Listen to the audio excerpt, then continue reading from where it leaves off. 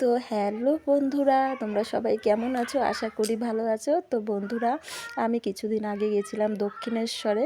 তো এতদিন পর মানে ভিডিওটা তোমার পোস্ট করছি। শরীরটাও ভালো ছিল না, আমি তাই পোস্ট করতে পারিনি, তাই আজকে ভয়েস দিয়ে পোস্ট করছি। তো অনেক দিন ধরে ইচ্ছে ছিল দক্ষিণেশ্বরে যাব, তাই বেরিয়ে পড়লাম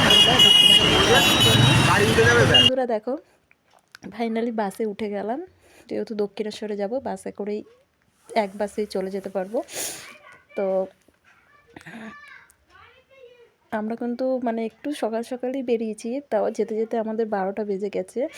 কারণ অবশ্য বাসে তো জানোই আস্তে আস্তে যায়। তো দেখো ফাইনালি পৌঁছে গেলাম দক্ষিণেশ্বরে। তো আশা করি অনেকেই তোমরা এসছো। তো সত্যি কথা বলতে অনেক দিন ধরেই যাওয়ার ইচ্ছা ছিল। তো ফাইনালি তো বেরিয়েই পড়লাম। যাই হোক, এবার তো শুনছি মন্দির বন্ধ হয়ে যাবে।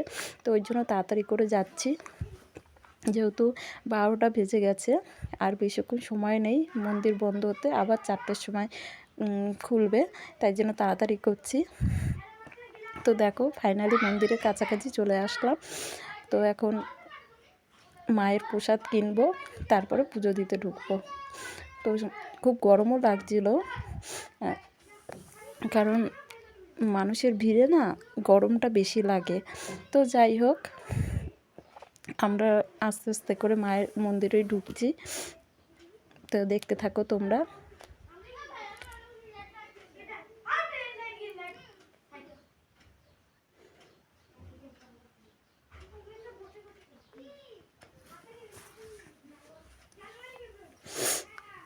তো বন্ধুরা, তোমরা কারা কারা এসছো একটু কমেন্ট করো। তো মায়ের মন্দিরে কিন্তু ফোন অ্যালাউ নেই, তাই আমি ফোনটা নিয়ে যেতে পারিনি। তো দেখো আমার পুজো টুজো দেওয়া হয়ে গেছে, আমি একটু বসেছি। তো এবারে আশেপাশটা একটু ভাবলাম একটু ঘুরে তোমাদের সাথে শেয়ার করি, তাই জন্য আশেপাশটা একটু ঘুরছি। তো খিদেও পেয়েছে, তো কি খাবো, এখানে সত্যি কথা বলতে অনেক জিনিসের দাম, আর মানে খেতেও অতটা স্বাদ না। তাই আমরা একটু ভেতরের দিকে চলে গেলাম। দেখছি এখানে অনেক সুন্দর বাগান, তাই একটু ঠান্ডা জায়গা আছে, ওখানটা একটু বসবো, বসে কিছু খাবো। তো তাই জন্য আমরা একটু ভেতর দিকেই যাচ্ছি। তো ভেতর দিকটা আরও সুন্দর, আশা করি তোমরা অনেকেই জানো। তো এখানটা দেখো একটা পুকুরের মতন, কি সুন্দর লাগছে জায়গাটা। আর এখানে দোকান। তো আমি কি খাবো ভেবেই পাচ্ছিলাম না, তখন মনে হলো না একটু ঘুগনি খাই।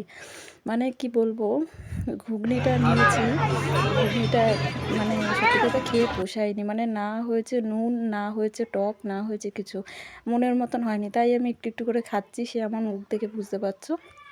তো তারপরে মায়ের ভোগের প্রসাদ খাওয়ার জন্য আমরা বেরিয়ে পড়লাম আদ্যাপীঠে। তো যাই হোক, এখন যাচ্ছি, খুব খিদেও পেয়েছে, মুখে আর কোনো কথা নেই, দেখতেই পাচ্ছ মুখটা শুকিয়ে গেছে। তো যাই হোক, আদ্যাপীঠে ফাইনালি আসলাম। তো এখানে ভোগের দাম এক একজনের 180 টাকা। প্রথমবার যখন খেয়েছি 60 টাকা না কত, তো 180 টাকা বলছে। তো যাই হোক, আর ভোগটা আর খেলাম না। তো এখানে এসে আমি একটু মায়ের মন্দিরে পুজো দিলাম। পুজো দিয়ে খানিকক্ষণ একটু বসলাম, একটু চারপাশটা একটু ঘুরলাম। তো তখন তো যখন এসেছি মন্দিরটা বন্ধ ছিল, তারপরে মন্দিরটা খুলেছে। তো দেখো পুজো টুজো দিয়ে আমি একটু বসলাম, যে একটু পরে আবার দক্ষিণেশ্বরের দিকটা যাব, গিয়ে একটু গঙ্গা ঘাটে বসবো, তারপরে বাড়ি আসব। তো যাই হোক, একটু ঘুরে নিলাম, নিয়ে খানিকক্ষণ বসে তারপরে আস্তে আস্তে ভাবলাম যে না এবার যাই, বিকেল হয়ে গেছে। তো মাকে নমস্কার করে তো বেরিয়ে পড়লাম দক্ষিণেশ্বরের দিকে। তো বন্ধুরা, তোমরা আদ্যাপীঠে আশা করি অনেকেই এসছো, কারা কারা এসছো একটু কমেন্ট করো। তো দেখো ফাইনালি দক্ষিণেশ্বরে আবার চলে আসলাম, চলে এসে একটু না বসে চা খেলাম। চা খেয়ে একটুখানি চুলটা একটু ঠিক করছি, কারণ সেই সকালবেলা বেরিয়েছি, মাথায় পুরো পাগল পাগল লাগছে। তো দেখো এইখানেও চারপাশটা দেখো কি সুন্দর পুকুরটা। আমার সত্যি কথা বলতে বাইরে বেরোলে না মনটা মানে সত্যি একটু অন্যরকম লাগে, সব টেনশন থেকে মুক্তি। বিশেষ করে কোনো ঠাকুরস্থানে আসলে পরে সব চিন্তা দূর হয়ে যায়। তো যাই হোক, এবারে যাচ্ছি গঙ্গার ঘাটের দিকে। তো বন্ধুরা, ভিডিওটা কেমন লাগছে তোমাদের একটু কমেন্টে জানিও। তো দেখো আস্তে আস্তে আমরা যাচ্ছি গঙ্গার ঘাটের দিকে। তো এখন আমরা যখন যাচ্ছিলাম তখন হয় 5:30 ওরকম বেজে গেছে। এখন তো মানে এখন সত্যি কথা বলতে তাড়াতাড়ি করেই তো মানে সন্ধ্যেটা হয়ে যায়। যাই হোক, গঙ্গার ঘাটে চলে আসলাম। দেখো কত লোক, আর সত্যি সূর্যটা এত সুন্দর লাগছে, মনে হচ্ছে খুব কাছে। তো যাই হোক, গঙ্গার ঘাটে এসে একটুখানি বসলাম কিছুক্ষণ, আর এত আরাম লাগছিল। আর সত্যি কথা বলতে কি, আমি আমার পায়ের তলাটা খুব জ্বালা করছিল, প্রচণ্ড জ্বালা করছিল। তারপরে একটু এসে একটু বসলাম, মাকে নমস্কার করলাম, করে তারপর একটু পাটা ধুলাম, তার মানে শান্তি লাগছে। তো যাই হোক, ফাইনালি এখন বাড়ির দিকে যাব।